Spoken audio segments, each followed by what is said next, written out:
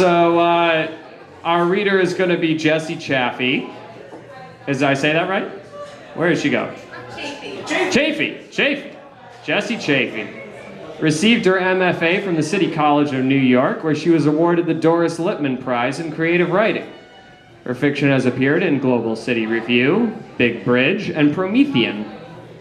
She has received a writing fellow at the Oxbow Artist Residency and the Virginia Center for Creative Arts, where she worked on completing her first novel, Florence and Ecstasy. Is it you or your husband that has a novel for sale? All right, well, screw it. We'll wait. She is also the poetry editor of Chicken Scratch Lit. Nope, switched. Wrong one. That was from before. She lives in New York with her husband, writer Brendan Kiley, who is also reading today, and then it has her Twitter handle. Jessie Chaffee, everybody.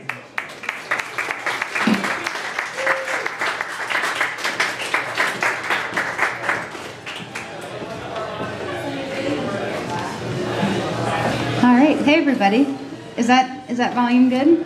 Yeah. Cool. Yeah. All right. Well, thank you so much to Mike for having me read, and thanks to Ben for hosting, and thanks to the other readers. It's been awesome hearing your work. And thanks to everybody for being here. So I'm going to be reading from my novel, Florence and Ecstasy. And to give you a little bit of background, Florence and Ecstasy explores the horrific and ecstatic experience of an eating disorder as an attempt to create meaning through denial and self-erasure. The novel is narrated by Hannah, a young American woman living in Florence, Italy, in the aftermath of a bout with self-starvation and a failed relationship. Italy, a place filled with beauty and history and vitality and food, is a complicated backdrop for a woman who has lost, in some sense, her history and her physical self. She joins a rowing club in Florence, which is the setting for the scene I'm going to be reading today, which is an opportunity to reconnect with her physical self and also to connect with some of the other club members, Italian and American, including an American student named Peter, who you're going to meet in today's reading. So the section that I'm going to be reading from is the moment in which Hannah rows on the river for the first time in a one-man boat or scull.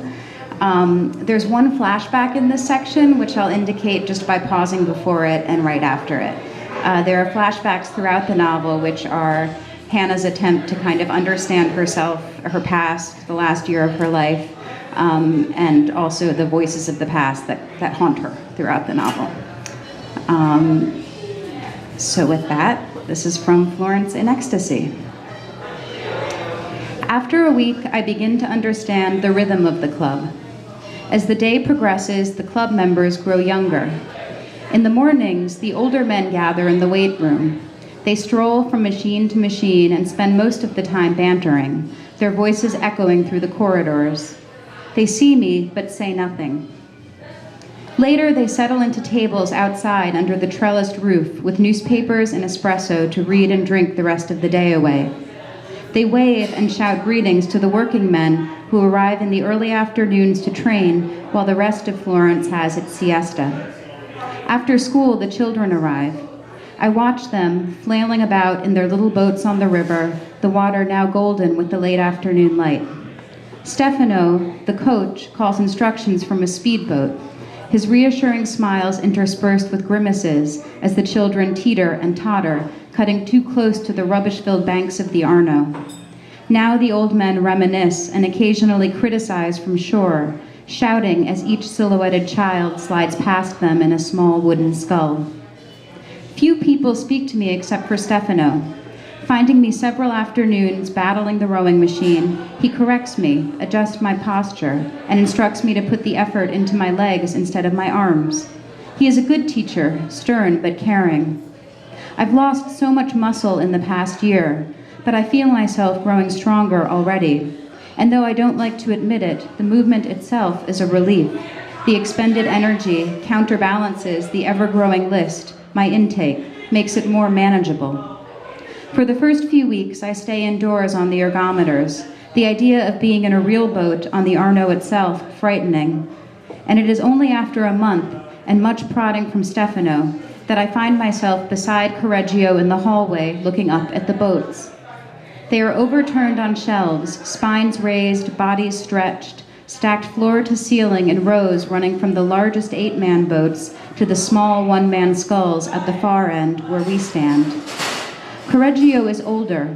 He has a kind smile, but he speaks almost no English. He looks at me, looks at the boats.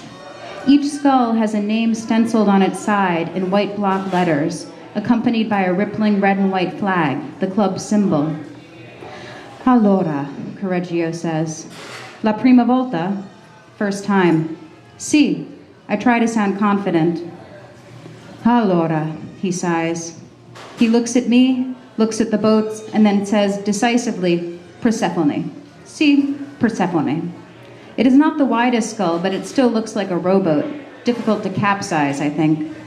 Vieni, he says, and grabs the nose of one end, sliding it slowly off the support and resting it on my shoulder. He skirts around me, lifts the other end onto his own shoulder, and I can feel the weight of it. It is heavy, digs into the bone, and I have to reach up with both hands to keep it from toppling off.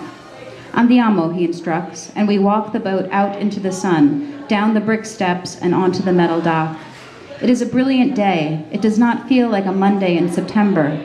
The sound of jazz from the Uffizi courtyard above, the people leaning contently over the river's walls, and the flashing of cameras on the old bridge all suggest that this is still summer, that life is still free and open.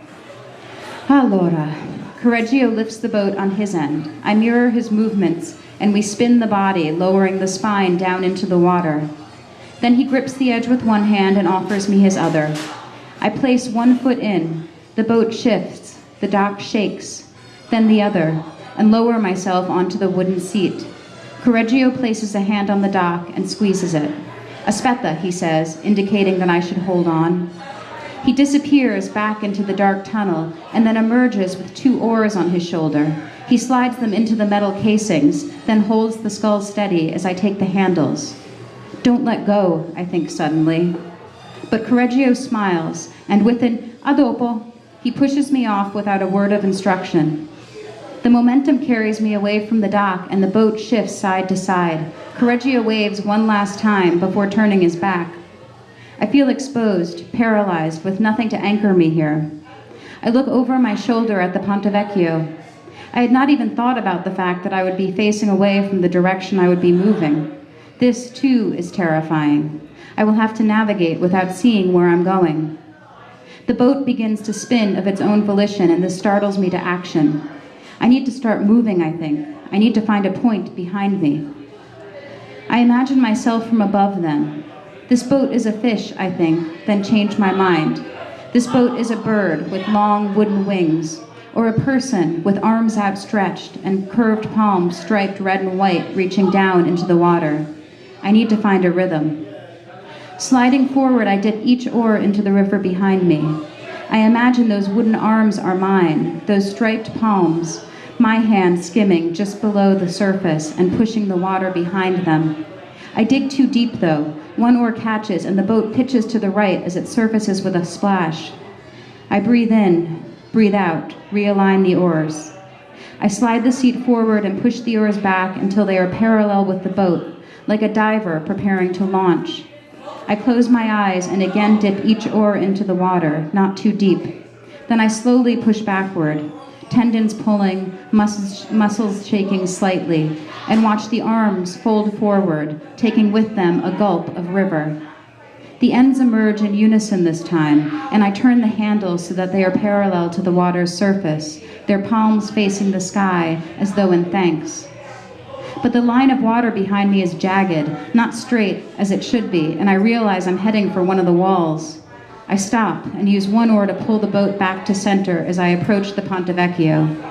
I don't look up at the bodies leaning over the bridge's wall or at the sky bright above them. I keep my gaze fixed on a point behind me as I pass into the shadow of the middle arch. The underbelly of the bridge is brushed with soft reflections, and I can hear the water licking at the supports. I stop for a moment, happy to be hidden here, and bring the oars into the boat, dripping. The scull begins to spin on its own. I take one last breath of this cooler air before lifting the wooden arms and writing it. This is where it starts.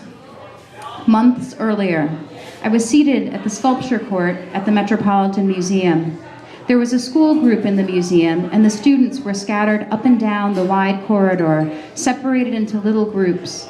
They were drawing and occasionally speaking, but their voices were hushed, absorbed into the air above. Someone knew how to create a quiet space. They had each chosen a different sculpture to sketch. Perseus, triumphant, staring foolishly at his prize, the head of Medusa. "Look, it turned him to stone," one boy had exclaimed upon entering. Aphrodite, hiding her beauty with smooth white arms. Andromeda, chained to her pedestal, fingers raised, screaming silently. I sat cross-legged on the floor, watching them. I could feel my spine, each of my vertebrae, buttons against the marble wall, shallow ditches dug around the bone. I was seeing the world through a fog. I was changing form, disappearing. In the court's cafe, the cash register chimed, and the sound hung in the air like a tuning fork struck. I felt centered, attuned, confident even. The world was foggy, but I was clear. Still, I could hear those voices. When did this begin? My sister's voice, a flat note, as she watched me disappear, carving away the outside, carving away the inside, until all that remained were valleys. "Why are you so difficult?" My lover's voice, and still I could not stop digging, could not stop sculpting. "You have a problem." My friend's voice. She was wrong. She could not see who I was becoming. She could not see that I was not only taking away, I was reaching for something. I was creating. In the galleries upstairs, I had circled Rodin's circle of love and pain, Psyche clinging to Cupid, Cupid anguished, pulling away, prophecies fulfilled, connections and separations innate. I understood this movement, but I had a plan, an escape route. There are these things that I could be. My ring was loose, my bracelet was loose, my pants were loose. I heard my lover's voice, "Why are you so difficult?" pulling me in and pushing me away. I heard my sister's voice, "When did this begin?" I couldn't remember. It started to rain, a soft tapping on the museum's glass ceiling, and the light in the court went blue and then gray. The cash register chimed, cutting through the fog, jarring. When had the world grown so loud?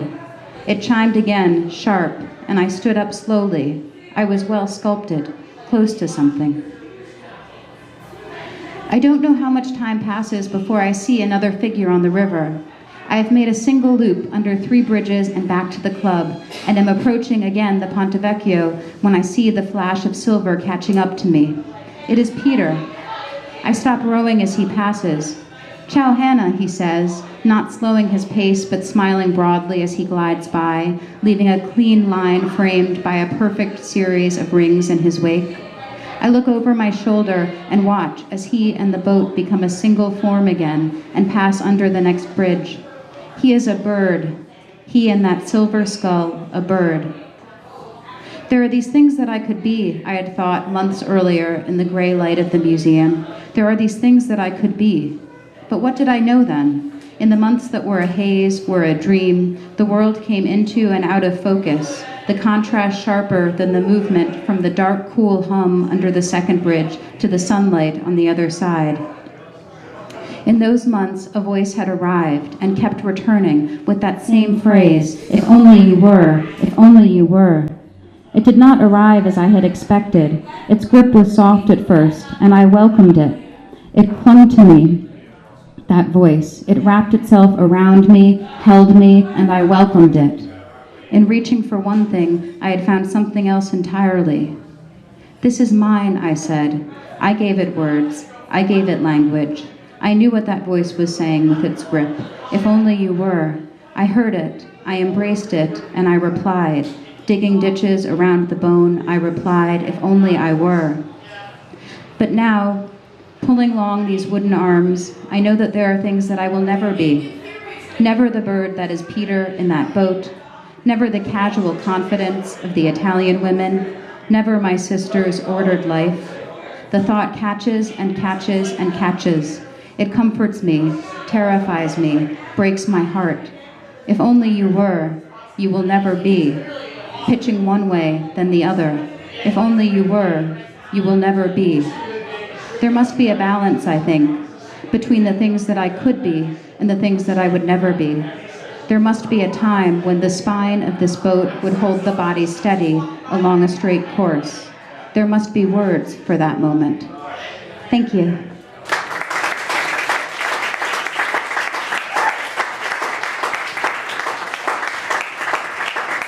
Excellent.